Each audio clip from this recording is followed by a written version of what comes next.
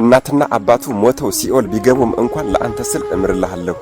ይህንን ቪዲዮ አደራ ቢያንስ 99 ጊዜ የማትችሉም ደግሞ አንዳንድ ጊዜ ኮፒ ሊንክ አድርጉልኝ። ነገ ሐምሌ 9 አቤት አቤት አቤት የስማቸው ትርጉም የአብ የወልድ የመንፈስ ቅዱስ እስትንፋስ ማለት የሆነ የኢትዮጵያን ሕዝብ ማርልኝ ብለው ለ9 ዓመት በአባይ ወንዝ ውስጥ ተዘቅዝቀው የጸለዩ ከነቢዩ ከቅዱስ ሙሴ በኋላ መድኃኔዓለም ኢየሱስ ክርስቶስ 10ቱን ቃላተ ኦሪት እና 6ቱን ቃላተ ወንጌል የታተመበት ጽላት ከሰማይ አውርዶ በእጃቸው የሰጣቸው በዓላቸው ላከበረ ዝክር መታሰቢያቸው ላደረገና ለቤተ ክርስቲያናቸው አቅሙ የፈቀደውንም ትንሽ የሚሆን ትልቅ ማንኛውንም ስጦታና መባዓ ላበረከተ ሰው እስከ 20 ትውልድ ድረስ የሚያስምሩ ምን እሱ ብቻ እጅግ በጣም ይገርማል።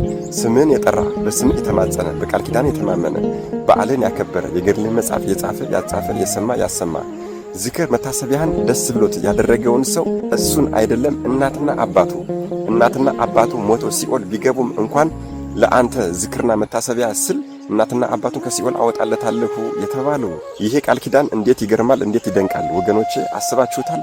ዝክራቸውን መታሰቢያቸውን ስላደረግን በስማቸው ስለተማጸንን በስማቸው ስለተማመንን አማላጃችን ስላደረግናቸው ብቻ እናትና አባቶቻችን ሞተው ሲኦል ቢገቡም እንኳን ከሲኦል እሳት እያወጡ የብርሃን ከተማ ያስገቡልናል።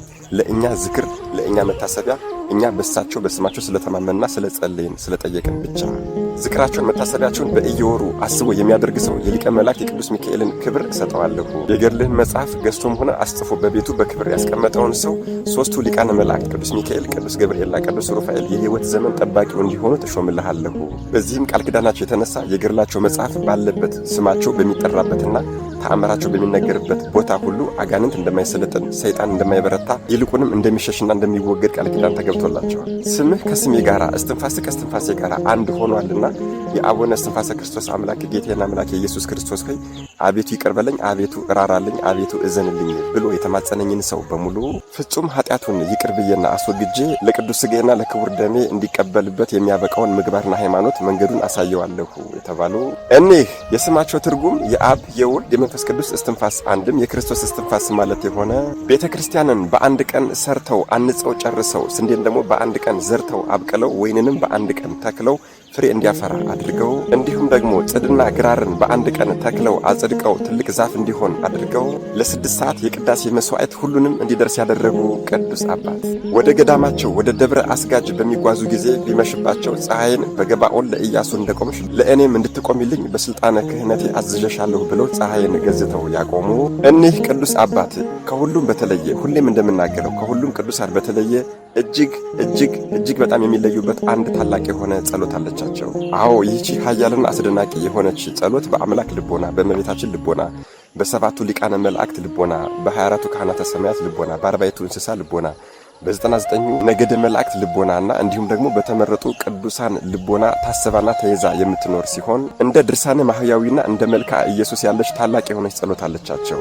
አዎ ይህቺ ጸሎት በጌታችንና በአምላካችን በመድኃኔዓለም በኢየሱስ ክርስቶስ ላይ የደረሰውን እንግልትና መከራ ስቃዩን እያንዳንዱን የሰውነት ክፍሉን እየጠቀሰች ታዘክራለች። አዎ እጅግ በጣም ይገርማል። እያንዳንዱን የሰውነቱን ክፍሎች እየጠቀሰች የደረሰበትን መከራና ስቃይ ቁስለቱን ሁሉ ታዘክራለች። ታዲያ በእያንዳንዷ የጸሎት መጨረሻ ላይም አቡነ ዘበሰማያት ወይም ደግሞ አባታችን ሆይ አለ። ታዲያ በዚህች ጸሎት ንስሐ የገባ ኃጢአተኛ ሰው እንኳን ጸሎት ቢያደርግባት አዎ እጅግ በጣም ይገርማል። ምንም ኃጢአተኛ ቢሆንም እንኳን ንስሐ ገብቶ በዚህች ጸሎት ቢጸልይ እልፍ ማለትም 1000 የኃጢአተኛ ነፍሳትን ከሲኦል እኔ አወጣለታለሁ ብሎ መድኃኔዓለም ኢየሱስ ክርስቶስ ቃል ኪዳን ገብቶላቸዋል። ነገር ግን ከዚሁ ከጸሎቱ ታች ላይ ይህችን ድንቅና ኃያል የሆነች ጸሎት እኒህ ቅዱስ አባት በመንፈስ ቅዱስ ተመርቶ የደረሷትን ይህችን ጸሎት ነፍሳትን ከሲኦል አታስወጣም አታስምርም ብሎ የሚጠራጠር ሰው ቢኖር መንግሥተ ሰማያትን እንደማያይ እዛው ላይ ውግዘትና ግዝት ተቀምጧል።